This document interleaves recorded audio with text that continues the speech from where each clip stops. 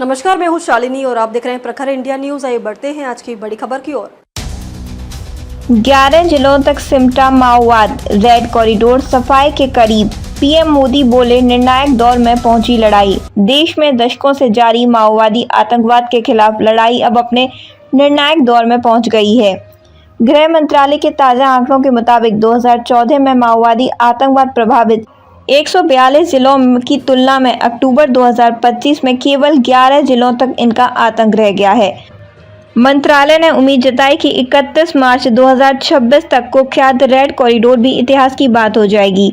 बीते 5 दशकों से नक्सलवादियों की मार झेली। बीते 5 दशक से नक्सलवाद की मार झेल रहे तमाम जिलों और गांवों में अब पीएम मोदी के नेतृत्व में अभूतपूर्व विकास और प्रगति देखी जा रही है। इन जिलों को हिंसा नहीं, अब विकास के जरिए परिभाषित किया जा रहा है। 75 घंटों में 303 नक्सल कैडर ने आत्मसमर्पण किया। गृह मंत्रालय के मुताबिक बीते 75 घंटों में 303 नक्सल कैडर ने आत्मसमर्पण किया है। हाल के वर्षों में ये काफी बड़ी संख्या है। बता दें कि शुक्रवार को पीएम नरेंद्र मोदी ने भी एक कार्यक्रम में कहा था कि वह दिन दूर नहीं जब देश पूरी तरह से नक्सलवाद से मुक्त हो जाएगा। इस बार इन इलाकों में माओवादी आतंकवाद से आज़ादी मिलने की खुशी में असल मायने में दिवाली का जश्न होगा। पीएम मोदी ने कहा कि ऐसा भी दौर था जब देश का लगभग हर राज्य नक्सल, हिंसा और माओवादी आतंकवाद से प्रभावित था। उन्होंने कहा कि पूरे देश में संविधान लागू था, लेकिन रेड कॉरिडोर में ये पूरी तरह से गायब था।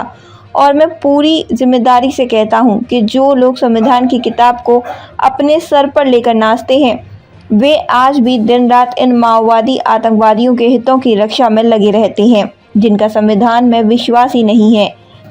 शाम ढलते ही घर से बाहर कदम रखना खतरनाक होता था। पीएम ने कहा कि सरकारें चुनी जाती थी, लेकिन रेड कॉरिडोर में इनका कोई प्रभाव या वैधता नहीं होती थी। शाम ढलते ही घर से बाहर कदम रखना खतरनाक होता था। जनता की सुरक्षा के लिए जिम्मेदार लोगों को भी सुरक्षा घेरे में चलना पड़ता था। बीते 50 से 55 सालों में हजारों लोगों को माओवादी आतंकवाद की वजह से जान गंवानी पड़ी। असंख्य सुरक्षा कर्मियों को शिकार होना पड़ा। खबरों में अब तक के लिए बस इतना ही। फिर होगी आपसे मुलाकात, तब तक के लिए नमस्कार और देखते रहिए प्रखर इंडिया न्यूज। ऐसे ही लेटेस्ट अपडेट पाने के लिए हमारे चैनल को सब्सक्राइब करें और तुरंत नोटिफिकेशन पाने के लिए बेल आइकन को दबाना ना भूलें। यदि आप हमें फेसबुक या इंस्टा के माध्यम से देख रहे हैं तो हमारे पेज को फॉलो जरूर करें। धन्यवाद।